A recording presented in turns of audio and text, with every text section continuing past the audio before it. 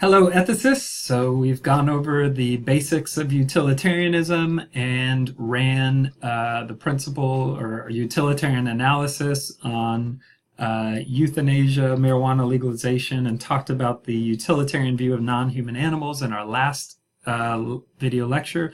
So today we're going to talk about the debate over utilitarianism. The way this chapter goes is based on some of the features of utilitarianism. People have offered various objections, and we'll cover some of those big objections. And then at the end of the chapter, it gives the utilitarians a chance to respond to those objections, and the responses are interesting. And then at the end, we'll, of course, have our quiz questions on the lecture. So let's go ahead and jump in. So the first question that we'll be looking at is pleasure all that matters? So recall from our last lecture that utilitarians were concerned only with consequences in terms of people's happiness, and happiness utilitarians defined as simply pleasure and the absence of pain. So for utilitarian, happiness is, as on the slide, happiness is the ultimate end of human life. All things which are desirable for the sake of happiness. And happiness, of course, they reduce down to pleasure and the absence of pain, both mental and physical pleasure and mental and physical pain. So what can we derive from that? We can derive that everything that is valuable because it ultimately has an effect on overall pleasure. So either it increases somebody's pleasure, prevents their pain, or down the road would increase their pleasure or decrease their pain. But that will always be the final justification for why anything is worth pursuing, that it either produces pleasure in somebody or decreases their pain. So in that way, you hear this terminology in some philosophy classes that pleasure is an intrinsic good as opposed to an extrinsic good. So pleasure being intrinsically good, it means it's good for its own sake. The fact that you're experiencing pleasure is a good. You don't need any further explanation than that for pleasure being good for utilitarians. But all other things would need to be traced back to pleasure if they're going to have moral worth. So think about something that's clearly an extrinsic good, something like wealth or having a lot of money. Money isn't good for its own sake, but having money is good because it might be, if it's good, it might be able to get you to things that you think are good, like eating nice food or having a nice place to stay. We covered that a little bit in the last video. So this is just a reminder that if something has worth for utilitarians, it's because somebody feels good about it or will make them feel less bad about it. All right, so in as much as utilitarians hold the view that pleasure is the ultimate good and pain the ultimate evil, and everything derives its value from pleasure or pain, they are hedonists. But there's an objection to hedonism, and the objection says we value things other than pleasure. So specifically, there are some candidates proposed for intrinsic goods besides just pleasure. And one of those proposed intrinsic goods is friendship. So consider this thought experiment. Imagine you think someone is a friend, but they ridicule you behind your back. No one tells you, so you never know. And imagine further that nobody ever treats you any differently because of it. So somebody, your friend, who you think is your friend, is saying horrible things behind your back. They never treat you differently. Nobody else ever treats you differently. Is that still a bad thing for you? It seems that a strong case could be built that it is a bad thing, even though you don't know about it, even though you don't feel the badness of it, even though it really doesn't have any effect on your life that you can observe or perceive. Just the fact that you think you have a friend, they're really not a good friend to you, that might lead us to believe that maybe friendship itself is an intrinsic good apart from whatever pleasure it might bring, apart from whatever pain it might bring if we lose it.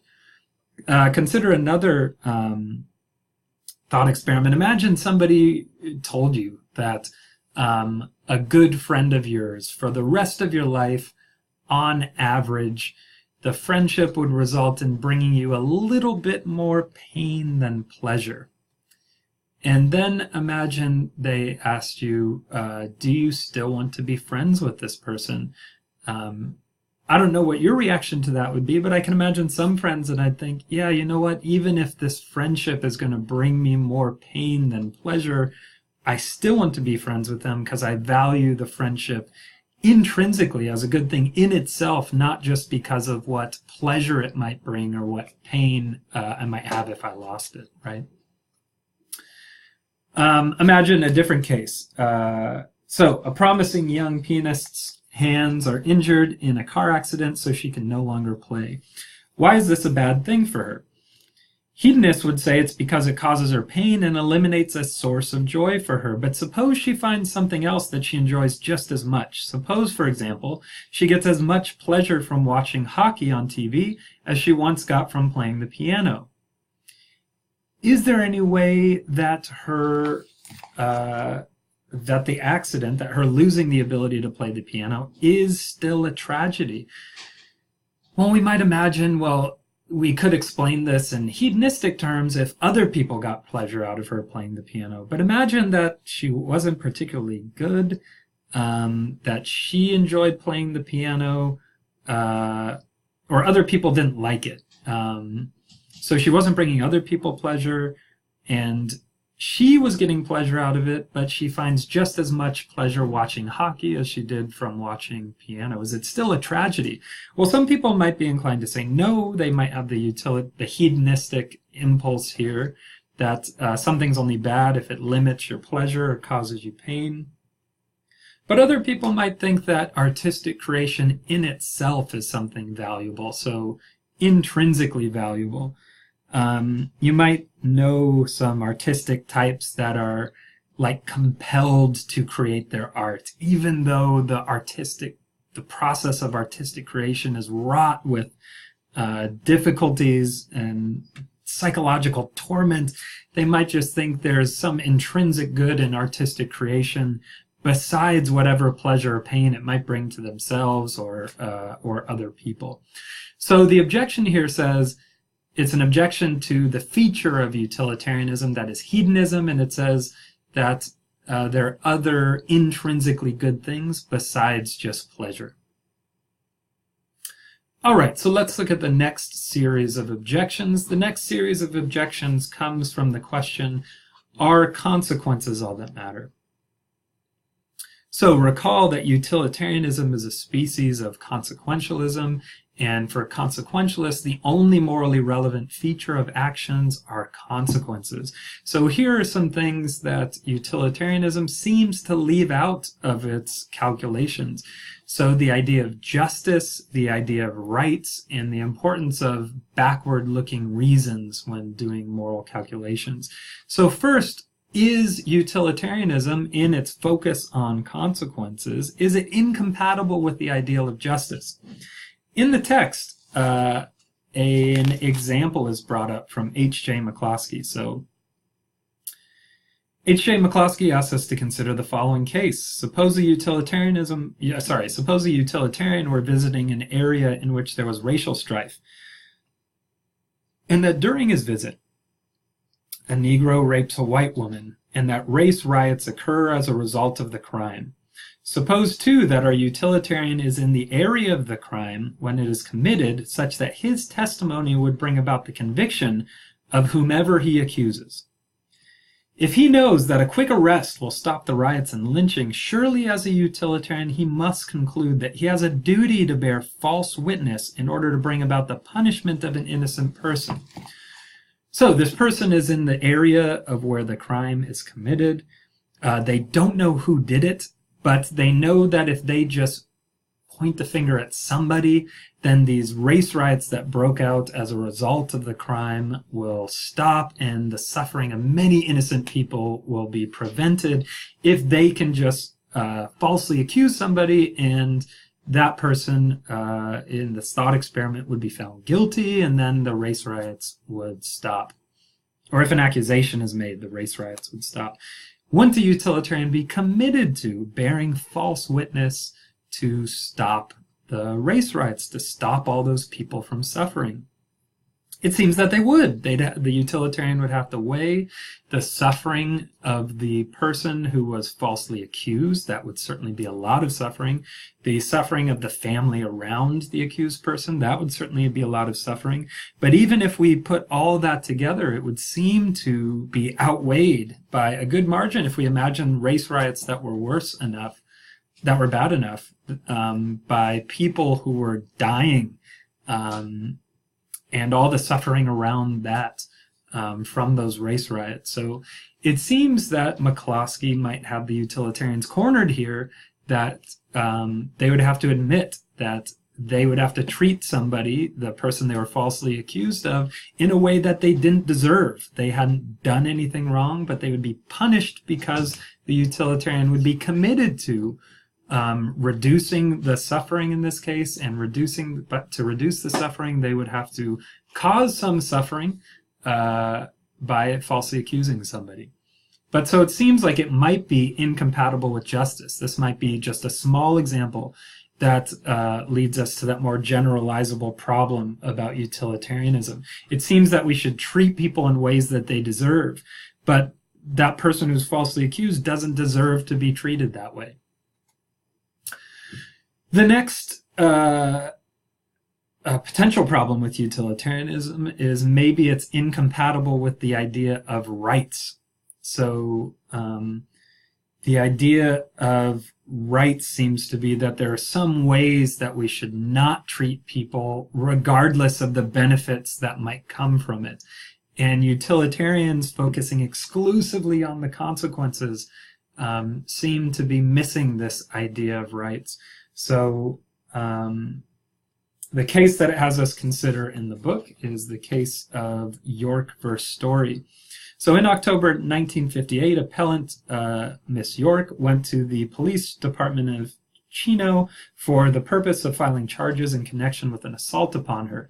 Appellee Ron Story, an officer of that police department, then acting under color of his authority as such, advised appellant that it was necessary to take photographs of her. Story then took appellant to a room in the police station, locked the door, and directed her to undress, which she did. Story then directed appellant to assume various indecent positions and photographed her in those positions. These photographs were not made for any lawful or legitimate purpose. Appellant objected to undressing. She stated to Story that there was no need to take photographs of her in the nude or in the position she was directed to take, because the bruises would not show in any photograph.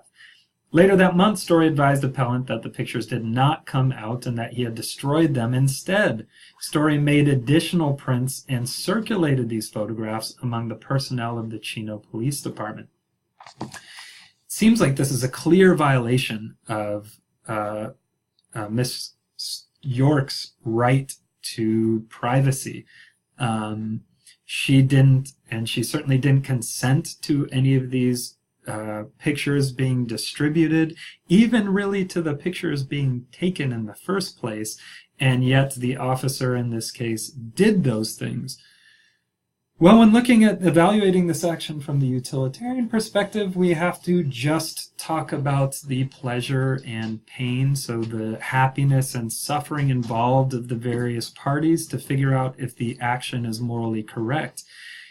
And it can get a little weird here because there's no principle about rights or consent built into utilitarianism directly.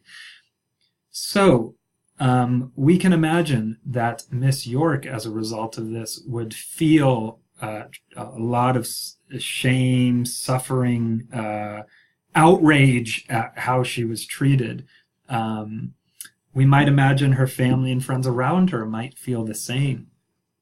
And we might wonder, with the depth of the suffering of those people, if the joy that the officers got from seeing her pictures would be enough to outweigh their suffering. Really, probably not. But we could imagine a case in which enough people were looking at the pictures, enough people were getting enjoyment out of them, where even if it was a temporary, small amount of joy, that great amount of people getting a small amount of joy for even a little bit might outweigh the sum total of suffering on the side of Miss York and the people around her. And in that case, it seems again that the utilitarians are cornered here into having to say an action which seems horrible is the morally correct thing to do. And that's a difficult position for them to be in. Of course, they'll have responses that we'll talk about later. But it's just to say there seems to be a conflict between our common sense view that people have rights that should not be alienated, even if it leads to people's happiness, and a utilitarian consideration which only considers consequences and weighs consequences for everyone involved. The last objection in this line of objections is backward-looking reasons. So utilitarianism would have us break promises and other kinds of obligations for any gain in overall happiness. So backward-looking reasons, like promises that are made. So imagine a thought experiment. You made a commitment to somebody that you would be at their party. And you promised them as much. And then the night of the party, it turns out you have some additional schoolwork to do. And it turns out you think, well, look, I won't really have much fun at that party. The people there won't really miss me if I'm not there. So the right thing to do from the utilitarian perspective, the thing that'll lead to the most happiness overall would be me staying home working on my schoolwork, right? Seems like it might be okay, but one thing to note is that if you're saying that that's the right thing to do, then you're saying that it's okay to go against the obligation you have, to go against the promise you made that you'd be somewhere. And if that case doesn't show you this problem clearly, imagine a similar case, imagine a different case that is problematic for similar reasons. Think about marriage vows that people might make to be faithful to their partner, but imagine somebody in a relationship goes on a business trip somewhere. Imagine that they meet somebody who they're very attracted to, and there's a mutual attraction, and the person says, look, I can be discreet about this if you want to get together and have some fun. And you wonder, is this a morally correct action? And if you're the sort of person who doesn't tend to feel guilt about those things, and you're confident that it won't come out, and that you wouldn't suffer any other bad consequences as a result of it, then a utilitarian would say, you're morally obligated in that circumstance to get the most pleasure out of it for all involved. So since your spouse back home wouldn't hear about it, that you would be doing the morally correct thing by breaking your promises that you made to your spouse, as long as he or she wouldn't hear about it.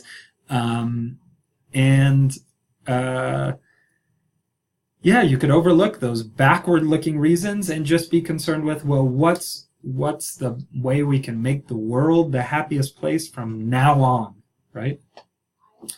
And that would be something that you might consider if you're a utilitarian thinking about this scenario.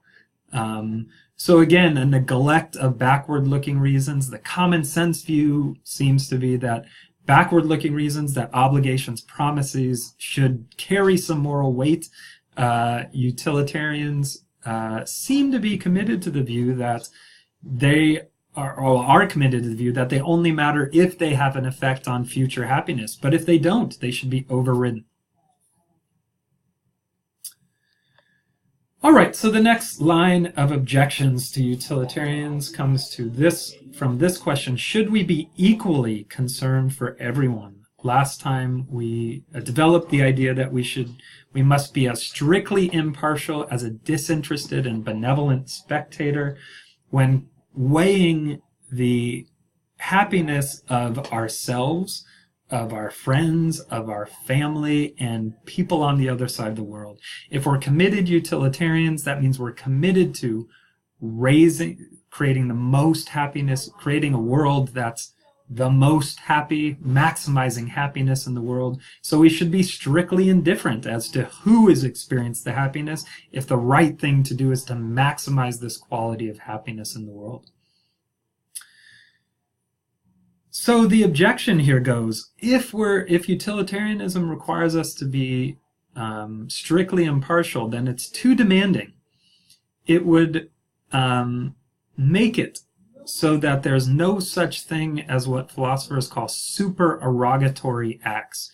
So supererogatory acts means going above and beyond. There would be no, for example, charitable acts, actions that it would be good to do, but you need not do them for you to be doing the right thing. For utilitarians, if giving money, if donating to a charity would be the thing that you could do with your money that would lead to the most happiness, maybe in part by reducing a tremendous amount of suffering, then not only is it a good thing to do, but you're obligated to do it. So think about ways you might spend your money. So I want to buy a new bike, and there's some cool models that I'm looking at to ride around town. There are cheaper models, but they aren't as cool as the ones that I'm looking at. So if I'm a utilitarian, I need to ask myself, is that the action I can take with the money that I've earned to maximize happiness in the world? Certainly not. So imagine there's a cheaper bike, like $250, which might meet my demands, but I want the $500 one because it's a little bit lighter and looks a little fancier. So is that $250 difference, is that the best way I can spend my money for the world's happiness? Clearly not. I could give that $250. It'd be a quick Google search to see what good can I do with $250, and you can find really quickly that there are there are charities which do a really good job of preventing suffering, and are ranked like by how much suffering they prevent per dollar. There's a good site called givewell.org, which if you didn't know about it, now you know about it, which ranks charities in terms of their effectiveness. I could save children from starving to death instead of buying this extra fancy bicycle. And it seems that I could prevent, it doesn't seem like, I could definitely prevent much more suffering, so have a much greater effect on the world's overall happiness if I did that instead of bought my bike. So buying my bike might take me from, I think I'm relatively happy, like a 2 on a scale of, -10 to 10. That might take me to like a 3 or 4 for a little bit. But imagine the difference it would make if somebody gave you food when you were starving to death. Now we're talking about the difference between a -10 and, man, you must be ecstatic when you get that food. And the money can go a long way in places around the world. So I could do it for a long time. So I could have a long-term impact on children's happiness that are starving to death, right? Now, why is that too demanding? Well, I could do that same sort of calculation for almost any of my purchases. There is almost no circumstance where spending money on myself would be the thing that would increase the happiness in the world the most. I could almost always have a bigger effect by donating that money to charities which target people who are suffering, often for reasons that they can't help. So then it seems not only should I be giving what I have earned, but I should be working more, like taking a second job to alleviate the suffering of people who are unfortunately suffering. Why? Because while it might cause me a little bit of suffering, the suffering I could prevent would be much greater, right? So the claim is this is much more demanding than our common sense views of morality, and it would maybe leave me no room for other goals and projects. So I like to do things like take jujitsu, which I pay $90 a month for. That $90 a month could go to people who are starving to death, certainly cause more happiness. The time that I'm using to pursue my hobby could be better spent picking up additional classes, trying to make some more money, to give some more money. And if I'm not doing that, then I'm failing to live up to my moral obligations, according to utilitarians. So that seems to be tremendously demanding, certainly much more than our common sense view of morality. And to strengthen that, it seems that it would disrupt many of our normal personal relationships. Normal people are all very deeply partial where friends and family are concerned, so I hold the well-being of my son and my wife to be much more important in my calculations than people who I don't know. According to utilitarians, I'm skewing my moral calculations. That difference, that being partial, will lead me to make morally wrong decisions, and already is, according to committed utilitarians. Imagine if you held the happiness of your children and or spouse as deserving equal consideration as strangers or on the other side of the world. What a revision of our normal ethical views that would be. Think about the practice of buying somebody an engagement ring, an expensive engagement ring. By utilitarian analysis, that would be morally bankrupt, right? You would be spending a whole bunch of money on this fancy diamond. If you look into how diamonds come to us, it's a chain of suffering, from children being enslaved to get the raw materials, and then the diamond needs to be cut. It's sold to us for a tremendous price. What could we be doing with that? We could be saving children from that money. We could be saving children from starving to death instead of funding them being enslaved. So by utilitarian lights, that's just morally bankrupt. Of course, it's part of our common sense, the sense that is common in where we live, that buying an engagement ring is perfectly acceptable, right? So the claim again goes that if we are to be strictly impartial, which utilitarianism would require of us, that would result in a tremendous revision to the way we normally structure our lives and the relationships that we could maintain and the hobbies that we could be morally justified in pursuing. So these are combined some fairly damning objections to utilitarianism. But one thing to note is that the way they go is that utilitarianism would lead us, even though it started from a very intuitive place, that we want the happiest world we can create, and we should act to produce such a world.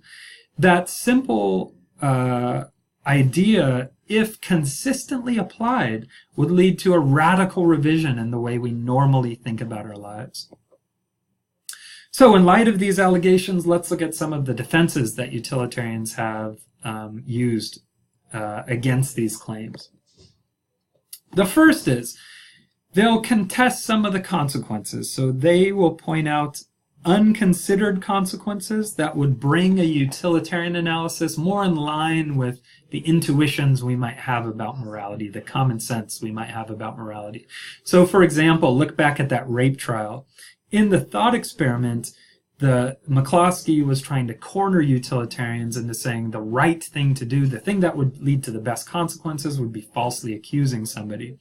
But a utilitarian might point out, well, look, that might rarely be the case. But in most circumstances, bearing false witness will not lead to the best consequences. So even in that circumstance, you can imagine you falsely accuse somebody, they're convicted.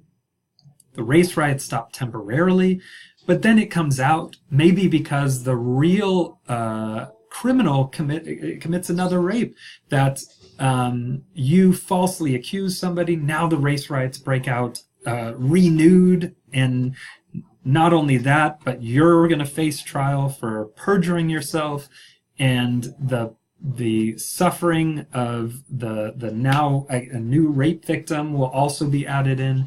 So maybe a utilitarian could try to bring the analysis of that trial, the utilitarian analysis, in line with a common sense treatment of common sense judgment that it's wrong to falsely accuse somebody. So looking at contesting the consequences. But one thing we might note here is this wouldn't, while that case we might bring the utilitarian judgment and common sense in line, the strategy wouldn't get us around all of the differences between common sense and utilitarianism. There will still be some circumstances where doing what seems to be a morally repugnant action would bring about the best consequences in terms of happiness for people involved. You can imagine a hermit who's a miserable person. He or she, let's make it a he doesn't enjoy his life. Other people don't enjoy his company. Nobody will care if he dies. They might even be happy if he dies. And they are sitting on a good-sized fortune that they plan to set on fire when they die. And you, being a utilitarian, you think, oh, you know what? I could actually kill this person, distribute their funds, and it'll make the world a happier place. Well, then it seems like utilitarianism is telling us in that thought experiment that killing a person is the morally right thing to do, right? And that cuts hard against our common sense. We're going to skip rule utilitarianism for our class. There are some powerful objections against rule utilitarianism, although there may still be some defenders. We're going to look at what I take to be a more interesting objection to interesting response to all of the objections we've looked at to utilitarianism so far. Note the structure of the objections is that utilitarianism leads us to judgments which don't feel right, which cut against our common sense morality, our gut reactions to these cases. Utilitarians might bring up a few points to respond to this. First, they might say, look, a lot of our values seem to have a utilitarian basis, so why shouldn't we lie to people? Well, if we lie to people, it will make other people sad. It might come back to us and have bad consequences for us. So many of the rules like don't tell a lie that we value, rules that we value and want to follow and that are common sense, have a basis in utilitarian reasoning, that if we tend to follow those rules, they'll lead to better consequences overall. But there can certainly be exceptions when those rules would not lead to the happiest world overall. So utilitarians will say, these values that we have generally have a utilitarian basis, but we need to be mindful of the exceptions. So they'll also point out our intuitions can't be trusted when cases are exceptional. So when they're the exception to the rule, the general rules of thumb that we use, sometimes we need to be mindful that they don't lead to the best consequences. And if what we're concerned with is creating the happiest world, then we need to be mindful of how we might need to make exceptions to these rules. Furthermore, we can't trust our gut reactions to these cases because, well, we'll get to that in a little bit. First, let's talk about the next thing. We should focus on all the consequences, especially those which would make us understand why our intuitions might be wrong. So why our gut reaction might be we shouldn't bear false witness in that rape trial.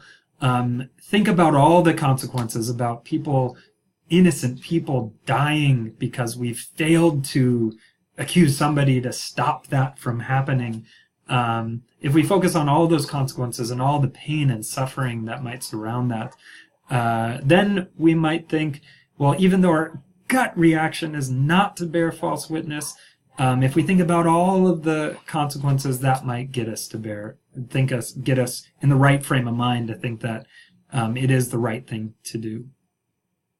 But the next response, I think, is the most powerful. And that response is this. There's a disagreement between utilitarianism and common sense when it comes to a lot of moral issues. That's the ground from which those objections to utilitarianism were built. But the objection says, look, there's this disagreement. Utilitarianism doesn't jive with our common sense. But then the response says, so much the better for utilitarianism and so much the worse for common sense, that we should trust utilitarianism more than we trust what common sense is, what the moral views that most people have. And this argument is very persuasive, or gains in its persuasiveness when we start thinking common sense has misled us in cases where utilitarianism could have led us to the right actions. So think about cases like slavery, right? It used to be common sense. And what common sense means is just the view that most people had, the gut feeling about a circumstance that most people had.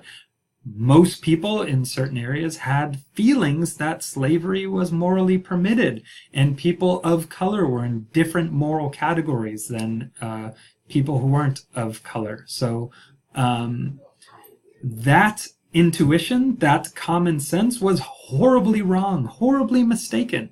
And this gives us some reason to doubt our gut reactions. Our gut reactions come from the common beliefs of the society, the people around us.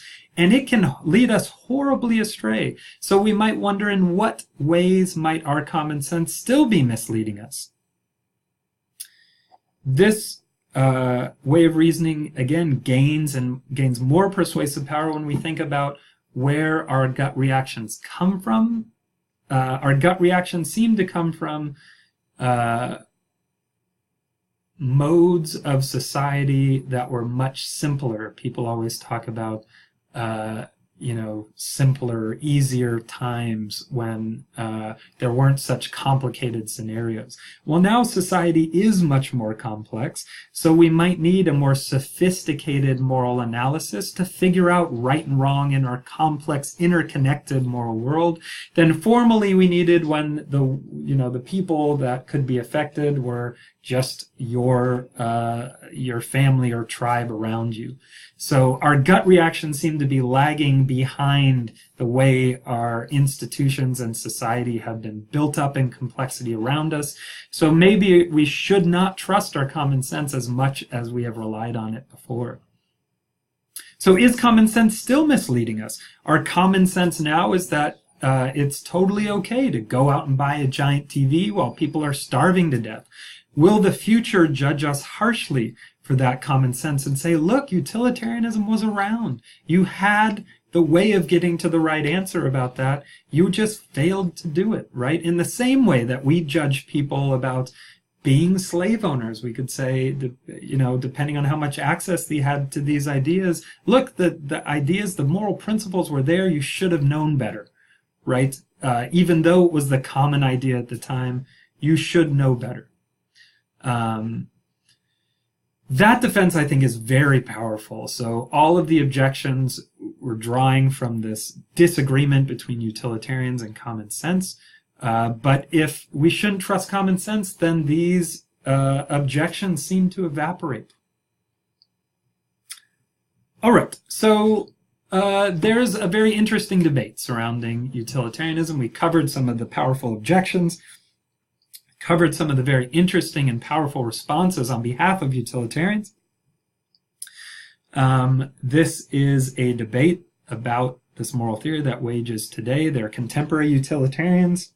They're committed anti-utilitarians. So we'll talk in our discussion about where you stand on these issues. So let's look at some quiz questions. So quiz question number 1. Which of the following is not proposed in the chapter as something which might be intrinsically valuable? Friendship, artistic creation, or wealth? Which of these is not proposed as something which is intrinsically valuable? Quiz question number 2.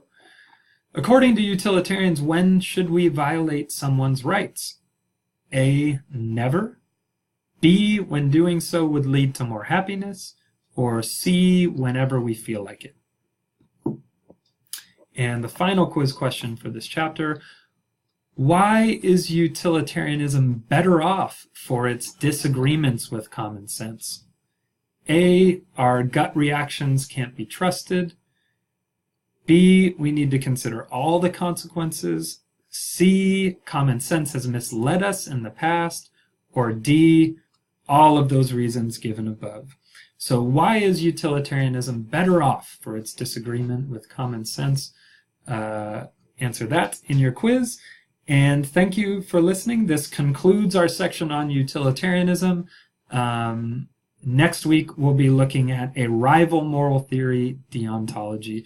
To sum up utilitarianism again, we start from a very intuitive place. We want to create the happiest world possible. That takes us to some non-intuitive places, some non-intuitive judgments, but maybe that's not a bad thing. Maybe we should listen to our utilitarian reasoning about this instead of our gut reactions, which come from which seem to come from simpler forms of society and the beliefs that people around us hold. So interesting debate to consider. So thanks again. I'll look forward to seeing what you all have to say about this.